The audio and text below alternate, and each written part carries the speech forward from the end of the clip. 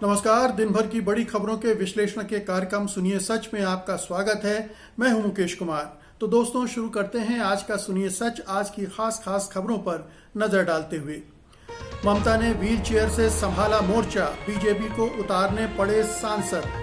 मेघालय के राज्यपाल ने कहा, मोदी शाह किसानों का अपमान न करें। शिवसेना का आरोप, अर्नब की गिरफ्तारी के बाद से हिट लिस्ट में थे वाजे। निजीकरण के खिलाफ बैंक कर्मियों की हड़ताल का देश भर में व्यापक असर। ब्रिटेन के साथ नस्ली भेदभाव का मुद्दा उठाएंगे, राज्यसभा में जयशंकर ने कहा। खास खबरों पर नजर डालने के बाद अब वक्त है आज की बड़ी खबरों के विस्तार से विश्लेषण का। इसलिए सबसे पहले लेते हैं आज की सबसे अहम खबर। हाल के कथित हमले में चोटिल हुई ममता बनर्जी ने अब व्हील चेयर से चुनाव प्रचार शुरू कर दिया है। ममता ने आज पुरुलिया की करीब 300 किलोमीटर की यात्रा की है। वहां की जनसभा में उन्होंने अपनी चोट का उल्लेख करते हुए कहा, लोगों का दर्द मेरे दर्द से बड़ा है। मैं एक एक्सीडेंट में घायल हो गई थी। ये मेरी किस्मत है कि मैं बच गई। मुझे प्लास्टर है और मैं चल नहीं सकती हूँ। कुछ लोगों ने सोचा कि मैं टूटे हुए पैर के साथ बाहर कदम नहीं रख पाऊंगी।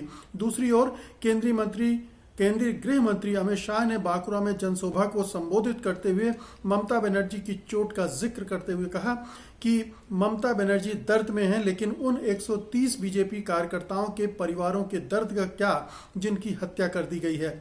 दरअसल ममता ने एक के बाद एक दांव खेलकर बीजेपी को लगभग बैकफुट पर ला दिया है, जिसकी वजह से बीजेपी ने मुकाबला करने के लिए अब अपने सांसदों और केंद्रीय मंत्रियों तक को चुनाव में उतार दिया है। बीजेपी ने अपने मंत्री बाबुल सुप्रियो, सांसद लॉकेट चैटर्जी, निशित प्रामाणिक और राज्यसभा सदस्य स्वप्नदास गुप्ता को भी विधानसभा चुनाव में उम्मीदवार बना दिया है। इतने सारे सांसदों को विधानसभा चुनाव में उतारकर पश्चिम बंगाल बीजेपी ने बता दिया है कि वो कोई कसर नहीं छोड़ना चाहती है। वहीं टीएमसी ने यशवंत सिन्हा को अपने साथ जोड़ा है और उनको पार्टी उपाध्यक्ष जैसे बड़े पद से नवाजा गया है। तो ममता बनर्जी ने अपने टूटे हुए पैर के साथ अपना चुनाव अभियान शुरू कर दिया है व्हील चेयर पर, और जाहिर है कि वो पूरी उम्मीद कर रही हैं कि इस घटना के बाद एक जो सहानुभूति की लहर उनके पक्ष में बनी होगी, उसको और ज़्यादा सुदृढ़ किया जाए और ज़्यादा मजबूत किया जाए। तो वो ज़्यादा से ज़्यादा रैलियां करेंगी व्हील चेयर पर ही, और कोशिश करेंगे कि अपनी चोट को जनता की चोट से जोड़ें और उससे जो चुनावी फायदा हो वो उठाएं। अमित शाह भी इसी कोशिश में है। अमित शाह उनके चोट को का थोड़ा सा तंज करते हैं, उसका बहाना बनाते हैं, उसका मजाक भी बनाते हैं और उसको एक दूसरी तरफ मोड़ने की कोशिश भी करते हैं। जैसे उन्होंने कहा कि 130 बीजेपी कार्यकर्ताओं के परिवारों का दर्द भी समझिए, जिनकी हत्या कर दी गई। तो अमित शाह को शायद उनका दर्द भी याद होगा जो गुजरात नरसंहार में मारे गए हैं 2000 से ज़्यादा लोग, या दिल्ली दंगों में मारे गए, या मुजफ्फरनगर के दंगों में मारे गए, या मॉब लिंचिंग में मारे गए, या जगह जगह सीएए के खिलाफ प्रदर्शनों में मारे गए, या दूसरे प्रदर्शनों में मारे गए। जैसे 300 किसान शहीद हो चुके हैं किसान आंदोलन में। तो दर्द तो अमित शाह को ज़्यादा होना चाहिए, ज़्यादा उनके राज करते समय लोग मारे गए हैं। बहरहाल ये साफ है कि बीजेपी के अंदर थोड़ा हड़बड़ाहट है, थोड़ी घबराहट है, इसीलिए सांसदों को उतारा जा रहा है। उसके पास ऐसा लगता है कि सही उम्मीदवारों की कमी है, इसलिए जिन्हें संसद में भेजा जा चुका है, जिन्हें केंद्रीय मंत्री बनाया जा चुका है, अब उन्हें विधानसभा का चुनाव लड़ाया जा रहा है। तो आप समझ सकते हैं कि पश्चिम बंगाल की चुनावी हवा किस तरफ बह रही है और इसका नतीजा क्या निकल सकता है। यशवंत सिन्हा का टीएमसी को ज्वाइन करना टीएमसी के लिए एक ठीक ठाक उपलब्धि है, क्योंकि हाल में ही त्रिवेदी छोड़कर गए थे और बीजेपी में शामिल हुए थे। तो ये उसके लिए अच्छा है कि उनका एक रिप्लेसमेंट उनको मिल गया, एक फेस मिल गया है जिनके राष्ट्रीय स्तर पर पहचान है और उनके बोलने का कुछ वजन भी है। तो ये तृणमूल कांग्रेस के लिए एक उपलब्धि के रूप में देखा जा सकता है। अगली खबर लेते हैं। किसान आंदोलन पर किसानों को अनपेक्षित समर्थन मिल रहा है और बीजेपी को झटका भी लगा है। वह भी बीजेपी सरकार द्वारा नियुक्त मेघालय के राज्यपाल सतपाल मलिक से। उन्होंने किसानों के लिए एमएसपी को कानूनी मान्यता देने की वकालत करते हुए प्रधानमंत्री नरेंद्र मोदी और गृह मंत्री अमित शाह से आग्रह किया कि वे किसानों का अपमान नहीं करें। मलिक ने कहा कि उन्होंने प्रधानमंत्री से यह आग्रह किया था कि वो किसानों को खाली हाथ नहीं जाने दें और उन पर बल प्रयोग नहीं करें। मेघालय के गवर्नर सत्यपाल मलिक अपने गृह जिले उत्तर प्रदेश के बागपत में एक कार्यक्रम में बोल रहे थे। इस दौरान उन्होंने कहा कि मैं अभी बहुत बड़े जर्नलिस्ट से मिलकर आया हूं जो प्रधानमंत्री के बहुत अच्छे दोस्त हैं। मैंने उन्हें कहा कि मैंने तो कोशिश कर ली, लेकिन अब तुम लोग उनको समझाओ। ये गलत रास्ता है, किसानों को दबाकर यहाँ से भेजना, अपमानित करना, दिल्ली से भेजना। पहले तो ये जाएंगे नहीं, ये जाने को आए ही नहीं है। दूसरे ये चले गए तो 300 बरस भूलेंगे नहीं, लिहाजा इन्हें कुछ दे कर भेजो। एक चीज है, ज्यादा कुछ करना भी नहीं है, एमएसपी को कानूनी तौर पर मान्यता दे दो। वहीं उन्होंने कार्यक्रम में यह भी दावा किया कि उन्होंने जब कानाफूसी सुनी तो उन्होंने किसान नेता राकेश टिकैत की गिरफ्तारी रुकवाई। उन्होंने किसानों की स्थिति खराब बताई और कहा कि वे दिन प्रतिदिन गरीब होते जा रहे हैं, जबकि सरकारी अधिकारियों और कर्मचारियों का वेतन हर 3 साल के बाद बढ़ता जाता है। मालिक ने कहा कि जो भी किसान द्वारा बोया जाता है वो सस्ता होता है और जो कुछ भी वो खरीदता है वो महंगा होता है। तो सतपाल मलिक बीजेपी में शामिल हो चुके हैं। बीजेपी की कृपा से वो गवर्नर थे, जम्मू कश्मीर में गवर्नर थे, गोवा में गवर्नर थे, उनका जल्दी जल्दी ट्रांसफर होता रहा है, अब वो मेघालय पहुंच गए हैं। तो एक तरह से बीजेपी ने उन्हें फुटबॉल बना रखा है और अब ऐसा लगता है कि मेघालय में भी अब उनके दिन पूरे हो रहे हैं और अपना वो आगे का राजनीतिक भविष्य ढूंढ रहे हैं किसान आंदोलन में, किसानों के बीच। और इसीलिए किसानों के बीच में जाकर वो किसानों की मन की बात बोल रहे हैं, उनको खुश करने की बात बोल रहे हैं। उनका ये कहना तो बिल्कुल सही है कि मोदी सरकार ने किसानों का अपमान किया है, किसानों से बातचीत न करना, उनकी मांगों पर ठीक ढंग से विचार न करना, हठधर्मिता दिखाना, ये सब अपनी जगह बिल्कुल दुरुस्त हैं। और ये सतपाल मलिक के कहने भर से ये सही हो जाएगा या गलत हो जाएगा उसकी बात नहीं है। लेकिन सतपाल मलिक महा अवसरवादी नेता है। ये कश्मीर में धारा 370 हटाते वक्त भी चुप रहे थे, फिर बाद में थोड़ा सा बोले थे, गोवा में चले गए, वहां भी उन्होंने वही काम किए और अब मेघालय में है। तो जो राजनीतिक वनवास है वो उनको परेशान कर रहा है। शायद केंद्र की तरफ से उनको कोई इशारा मिल गया होगा कि अब आपके दिन पूरे हो रहे हैं, तो वो बोल पड़े हैं। लेकिन ये जो समाजवादी परंपरा से आए नेता हैं, ये उनका चरित्र है अवसरवाद। ये बीजेपी के खांटी बीजेपी वाले नहीं हैं, आरएसएस वाले नहीं हैं, बाहर से आए हुए हैं। और इनका चरित्र नीतीश कुमार, मुलायम सिंह यादव, ये तमाम उसी तरह के लोग हैं जो कहते हैं कि हवा के साथ रुख बदलने वाले। तो ये उनका जो स्टेटमेंट है उसको एक संदर्भ में इस तरह से देखा जाना चाहिए। दूसरी संदर्भ में ये भी देख सकते हैं कि बीजेपी के अंदर के लोग, अब बीजेपी के नेता भी बोल रहे हैं, खुलकर बोल रहे हैं और इसका असर तो पड़ेगा ही। एक संदेश तो जाता ही है कि मोदी सरकार गलत कर रही है और गलत करने के विरोध में आवाज़ें उठ रही हैं और जो किसान हैं उनके पक्ष में कुछ और आवाज़ें बुलंद हो रही हैं। अगली खबर लेते हैं। मुकेश अंबानी के घर के बाहर विस्फोटक से लदी कार मिलने और फिर कार के मालिक बताए जाने वाले मनसुख हिरेन की मौत के मामले में महाराष्ट्र सरकार और केंद्र सरकार आमने सामने आ गई हैं। इस मामले में केंद्रीय एजेंसी एनआईए ने पुलिस अधिकारी सचिन वाजे को गिरफ्तार कर लिया है, जिसके बाद शिवसेना ने इस मामले को अर्णब गोस्वामी की गिरफ्तारी से जोड़ा है। शिवसेना ने अपने मुखपत्र सामना में लिखा है कि वाजे की गिरफ्तारी के बाद भारतीय जनता पार्टी को जो आनंद मिला है उसका वर्णन करने में शब्द कम पड़ जाएंगे। वाजे की गिरफ्तारी हो गई, ऐसी गर्जना करते हुए इन लोगों का सड़क पर आना अभी बाकी है। इस खुशी का कारण यह है कि कुछ महीने पहले ही वाजे ने रायगढ़ पुलिस की मदद से बीजेपी वालों के महंत अर्णब गोस्वामी को अन्वय नाइक आत्महत्या मामले में हथकड़ियां लगाई थी।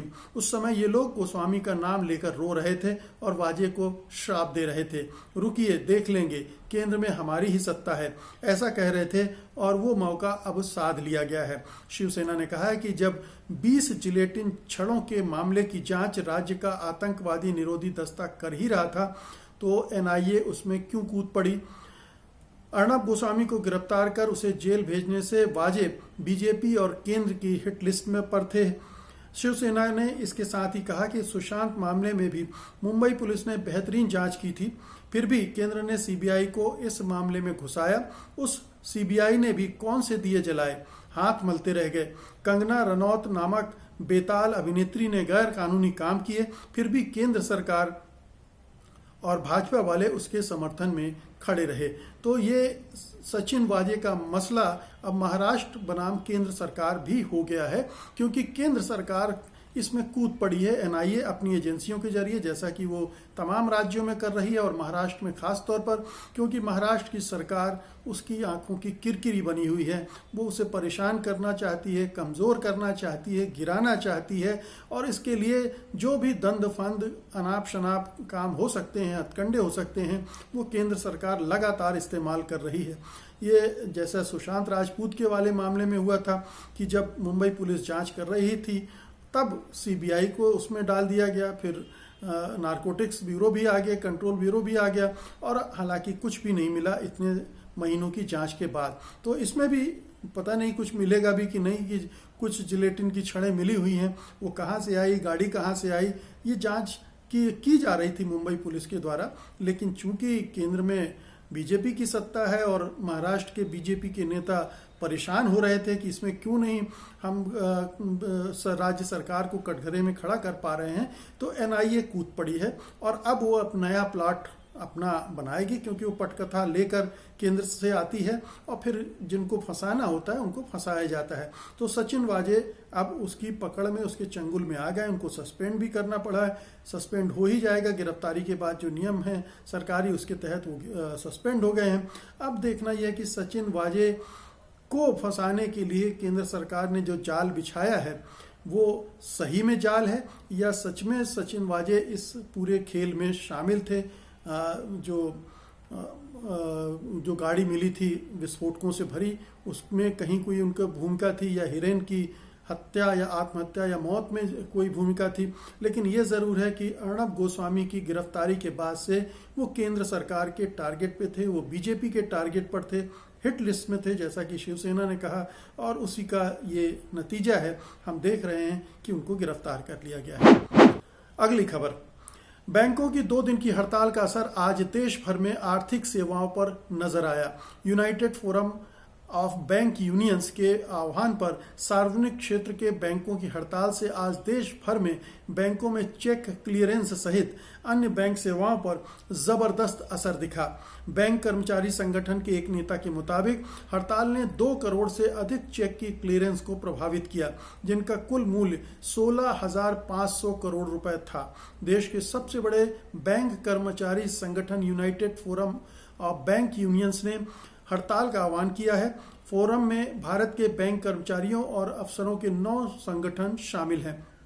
हड़ताल की सबसे बड़ी वजह सरकार का ये ऐलान है कि वो आईडीबीआई बैंक के अलावा 2 और सरकारी बैंकों का निजीकरण करने जा रही है। बैंक यूनियनें निजीकरण का विरोध कर रही हैं। उनका कहना है कि जब सरकारी बैंकों को मजबूत करके अर्थव्यवस्था में तेजी लाने की जिम्मेदारी सौंपने की जरूरत है, उस वक्त सरकार एकदम उल्टे रास्ते पर चल रही है।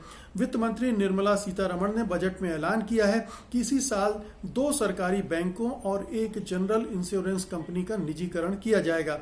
इससे पहले आईडीबीआई बैंक को बेचने का काम चल रहा है और जीवन बीमा निगम में हिस्सेदारी बेचने का ऐलान तो पिछले साल के बजट में हो ही चुका था। सरकार ने अभी तक ये नहीं बताया है कि वो कौन से बैंकों में अपनी पूरी हिस्सेदारी या कुछ हिस्सा बेचने वाली है, लेकिन ऐसी चर्चा जोरों पर है कि सरकार 4 बैंक बेचने की तैयारी कर रही है। इनमें bank of Maharashtra, bank of India, Indian overseas bank और सेंट्रल बैंक ऑफ इंडिया के नाम लिए जा रहे हैं। इन नामों की औपचारिक पुष्टि नहीं हुई है, लेकिन इन 4 बैंकों के लगभग 1,30,000 कर्मचारियों के साथ ही दूसरे सरकारी बैंकों में भी इस चर्चा से खलबली मची हुई है। इसी कारण बैंक कर्मचारियों ने 2 दिन के हड़ताल का आह्वान किया है। तो केंद्र सरकार निजीकरण के जरिए पूरी तरह से बैंकिंग व्यवस्था को तहस नहस कर रही है। वो जो हमारी पूरी अर्थव्यवस्था का आधार है उसको ही डिसमेंटल कर रही है, निजी हाथों में सौंप देना चाहती है। आप जानते हैं कि जब अमेरिका का सब प्राइम संकट आया था और उसकी वजह से पूरी दुनिया भर में मंदी फैली थी, तब हमारे ये बैंक ही थे जिन्होंने हमारी अर्थव्यवस्था को संभाला था। और ये हमारी बैंकिंग व्यवस्था हमारी अर्थव्यवस्था की रीढ़ बनी हुई है, उसको मजबूत करने की ज़रूरत है। उसमें कोई खामियां कमियां हैं, उनको दूर करने की ज़रूरत है। लेकिन ये सरकार एक दूसरे एजेंडे पर चल रही है और एजेंडा उसका ये है कि जो भी सरकारी संपत्ति है, जो भी सार्वजनिक संपत्तियां हैं, उनको किसी तरह से औने पौने दामों में अपने निजी मित्रों, अबानी अंडानी जो भी हैं, इनको और दूसरे उद्योगपतियों को बेच दें और वो उनसे फिर चुनावी चंदा और दूसरे तरह की मदद के जरिए सत्ता पर काबिज रहें। तो ये आपस में एक गठजोड़ है कारपोरेट का और सरकार का, बीजेपी का, संघ परिवार का, जो काम कर रहा है, जिसका एजेंडा एकमात्र ये है। ये एजेंडा IMF और वर्ल्ड बैंक से भी मिलता है। वहीं से ये नुस्खे आते हैं कि आप सार्वजनिक क्षेत्र को तहस नहस कर दीजिए और निजीकरण को बढ़ावा दीजिए। और निजीकरण का मतलब साफ है कि बड़े पैमाने पर छटनी, बेरोजगारी, तो लाखों लोग जो बैंकों में काम कर रहे हैं उनकी नौकरियां खतरे में पड़ जाएंगी, क्योंकि जो निजी क्षेत्र है उसका जो इरादा होता है वो ये है ज़्यादा से ज़्यादा मुनाफा कमाना, कम से कम लोगों से ज़्यादा काम लेना। तो ये एक कल्चर है निजी क्षेत्र का जो यहाँ आएगा तो बहुत सारे लोगों की नौकरियां जाएंगी। जो कुछ भी उन्हें सुविधा मिलती है सार्वजनिक क्षेत्र के होने के नाते, नियम कानून से बंधे होते हैं, वो भी चली जाएंगी। तो ये एक विरोध, जायज़ विरोध है और बल्कि इसको और पुख्ता करना चाहिए और न केवल बैंकिंग सेक्टर बल्कि दूसरे पब्लिक सेक्टर को भी जो प्राइवेटाइजेशन की तरफ धकेला जा रहा है उसको रोकने के लिए मिलजुल कर प्रयास किए जाने चाहिए। आज की अंतिम खबर लेते हैं। विदेश मंत्री जयशंकर ने आज संसद में कहा कि ये महात्मा गांधी की धरती है और हम नस्लवाद से अपनी आंखें नहीं फेर सकते हैं, वो भी उस देश में जहां भारतीय बड़ी संख्या में रहते हों। विदेश मंत्री ने कहा कि यूनाइटेड किंगडम के साथ हमारे अच्छे रिश्ते हैं। अगर कोई मामला सामने आता है तो हम उनके सामने ज़रूर उठाएंगे। हम नस्लवाद के खिलाफ लड़ाई में हमेशा से आगे रहे हैं। जयशंकर राज्यसभा में बीजेपी के सांसद अश्विनी वैष्णव द्वारा उठाए गए मुद्दे का जवाब दे रहे थे। वैष्णव ने ब्रिटेन में भारतीय स्टूडेंट रश्मि सामंत का मामला उठाते हुए कहा कि उनके साथ अन्याय हुआ है, उन्हें ऑक्सफोर्ड स्टूडेंट यूनियन से इस्तीफा देना पड़ा, उनके साथ हिंदू धर्म को लेकर भी भेदभाव किया गया और उन पर हमला किया गया है और ऐसा करने वालों के खिलाफ कोई कार्रवाई नहीं हुई है।